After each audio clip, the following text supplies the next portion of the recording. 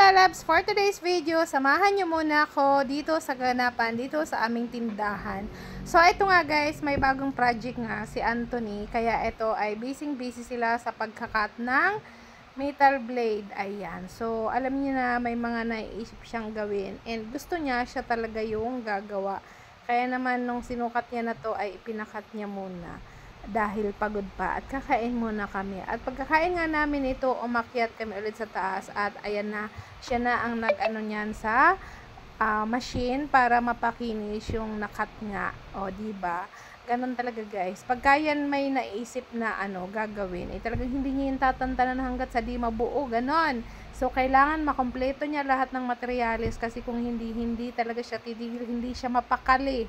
Ganon siya ka-agresibo pagka may mga bagay siyang gustong gawin, as in, pagpupuyatan niya talaga yan para mabuo niya yung bagay na yun. At ito nga, kasi nga medyo nahihirapan nga kami. Alam niyo naman, nung bumagyo nga nagkasira-sira nga yung mga pandayan sa probinsya kung saan kami nagkukuha ng supplies namin. At yung pandayan nga na kinukuhaan namin, ayun, hindi pa nakaka-recover kasi nawala o naianod ata yung mga ginagamit sa pagpanday.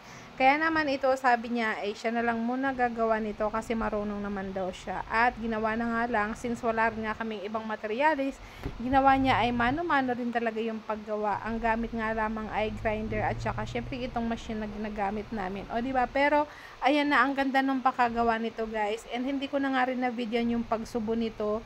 Pero talaga ang ganda, ang solid talaga ng pakagawa ng And yung ginawa mo ng handle pa, sa ngayon ay PVC handle. And ang ganda naman ng handle na to guys. Talagang wala kang masabi. At dito nga nagkakating din sila ng PVC.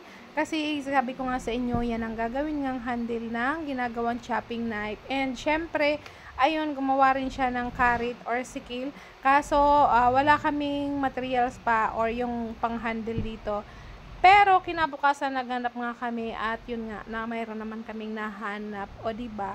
Kaya naman makakagawa na rin ng karit. At ang ganda talaga nung kinalabasan ng karit na nagawa niya.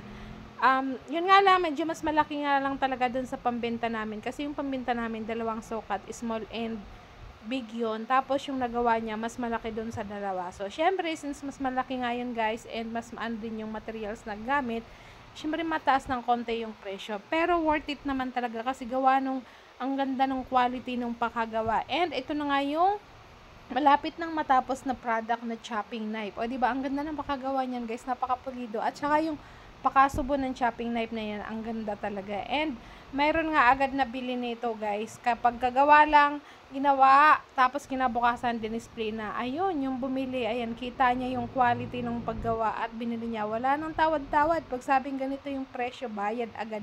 Kaya naman natuwa agad si Anthony kasi sabi niya worth it yung pagod at hirap niya sa paggawa nito. At ito nga yung iba ay ginagawa pa kasi meron pang ilan na natira. So, yun lamang po. Maraming salamat at sana wag kayong magsawang sumuporta sa aming mga daily vlogs. And pasensya na rin kung ilang araw ako walang vlogs kasi guys, medyo na busy talaga kami. And hindi rin ako nakakapag-video, doon ako sa isang page nagfo-focus sa pag-reels.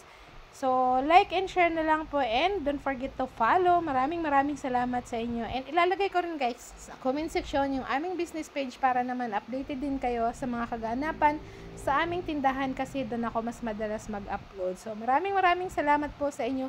Don't forget to like, share, and follow. I love you all guys. Bye-bye!